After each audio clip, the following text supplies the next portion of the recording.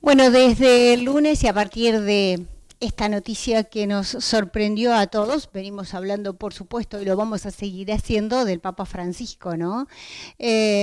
Rescatando o repasando, porque hay cosas que ya sabíamos, porque las veíamos a diario y las veníamos viendo y evidenciando desde hace 12 años, pero creo que está bueno repasar, digamos, un poco su vida y sobre todo su ejemplo. Porque se puede ser o no creyente, pero si hay algo que se rescata del Papa Francisco es que predicó con el ejemplo y que hubo una coherencia total entre su palabra y sus actos. Y escuchamos muchas voces y gente allegada y gente que lo conoció, y hay una persona que siempre ha estado muy cerca de él y a quien agradezco porque en más de una oportunidad hemos hablado y le quiero dar la bienvenida. Es Monseñor Santiago Olivera, que es obispo castrense de la Argentina y delegado episcopal para las causas de los santos. ¿Cómo le va, Monseñor? Gracias por este tiempo. No, muy bien, muchas gracias a ustedes. Cuando yo era joven, más joven, decíamos que las palabras convencen, pero el ejemplo arrastra.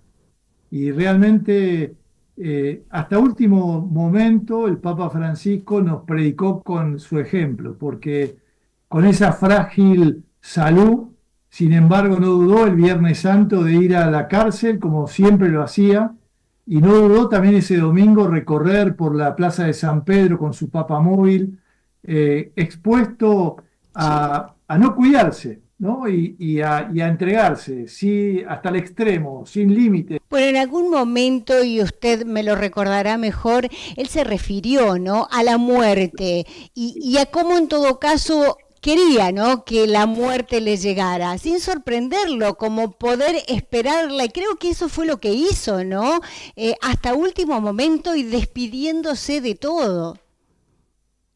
Totalmente, y estar preparado, y hay una oración muy linda en su libro de la autobiografía, en la esperanza, que dice justamente morir cuando quiera Dios, ¿no? Estar dispuesto a los caminos de Dios, pero le pedía, eso nos da con mucha ternura, no sufrir mucho, le tenía miedo al dolor, pero se disponía claramente. Y después, en otros reportajes o en otras enseñanzas, cómo la muerte es no el fin, sino el comienzo, que es un legado muy importante para todos nosotros. Y él lo entendía así, como el abrazo, el gozo, la alegría del encuentro con el Padre.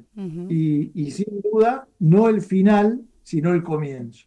Tenía una gran preocupación por la realidad de Argentina, ¿no? Y muchos siguen diciendo, ¿por qué no vino a la Argentina? Yo creo que él se llevó a la tumba el Papa porque no vino. A mí me dijo en 2 oportunidades, no estaban dadas las condiciones, no quería ya fragmentar más, porque de hecho somos una sociedad muy particular los argentinos. Sí. Y es verdad que ya no lo dejamos ser y lo miramos, lo traíamos al barro nacional, y saber que él es el hombre más importante, sin duda, en la historia de la Iglesia, un hombre muy importante, en la historia argentina es un hombre muy importante, es el primer papa de América Latina, el primer papa argentino, el primer papa jesuita, es un hombre que hizo historia y una gran capacidad. No es menor que vayan cerca de 70 hombres de Estado, presidentes y comitivas a sus exequias, porque es un hombre, como bien dijimos al principio,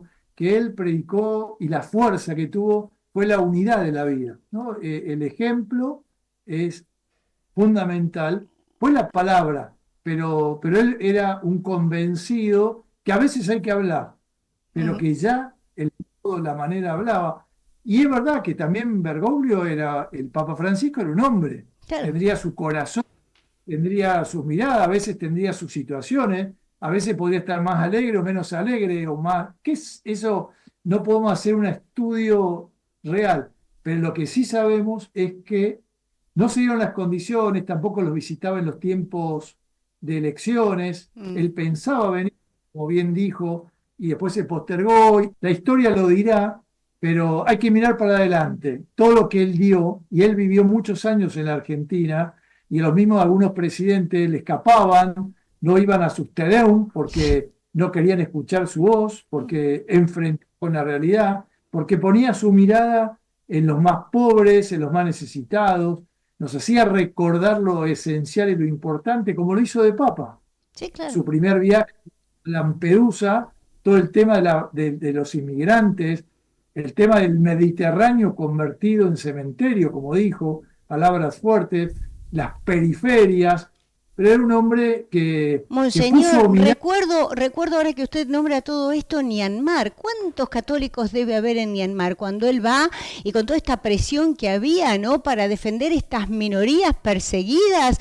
La verdad es que, por eso digo, a veces en estas cosas grandes realmente y nosotros deteniéndonos en minucias.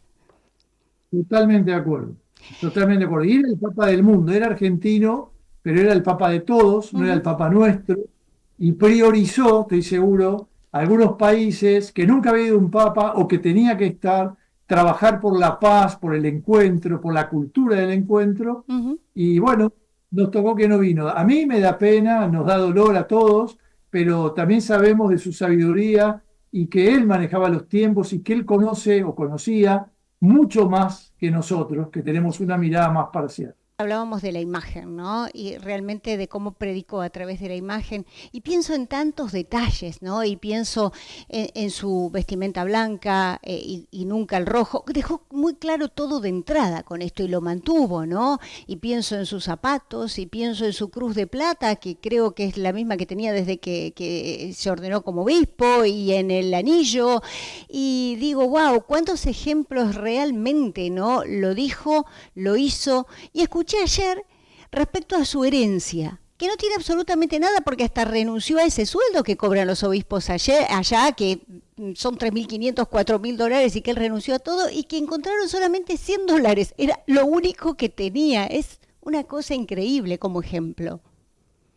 No, sin duda. Bueno, él ya de jesuita hizo su voto de pobreza. Una vez cuando es obispo, deja de ser jesuita, aunque siempre será Mm. jesuita, pero digo, no, no está ligado a los votos porque al ser obispo, y bueno, obviamente Papa queda, es de todos, pero sí, es un signo también de esa coherencia en la vida, ¿no? Porque sí, además cuando se fue aquí de Buenos Aires, los ahorros que tenía los dejó para una construcción de una iglesia y después vivía siendo generoso, ¿no? A mí me consta, alguna vez que hemos hablado del tema, él llevaba siempre algunas monedas o algunos billetes aquí en Buenos Aires para darle a los pobres, y un día hablamos con él y él decía, cuando el Evangelio dice dar al que te pide, no hagas, porque hablábamos que qué usará la gente cuando te pide la plata, o si hay un niño que te quiere lavar el vidrio y pensamos, bueno, estos chicos, ¿quién los quién los manda? ¿Qué?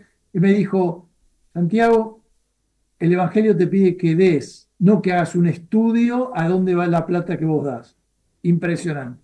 Él tenía una gran capacidad y una gran humanidad, porque eso que decías antes de buenas tardes, buenos días, buen almuerzo, cuando decían la despedida, era una revolución, pero o las parejas, ustedes peléense, pero a la noche hablen y no se vayan a dormir peleados, ¿no? Exacto. Una cosa sencilla, cotidiana, humana, pero tan evangélica también, ¿no? Ujú. Que no tengamos, no nos vayamos a dormir con alguien enojado, porque a la mañana se hace más frío y más difícil después.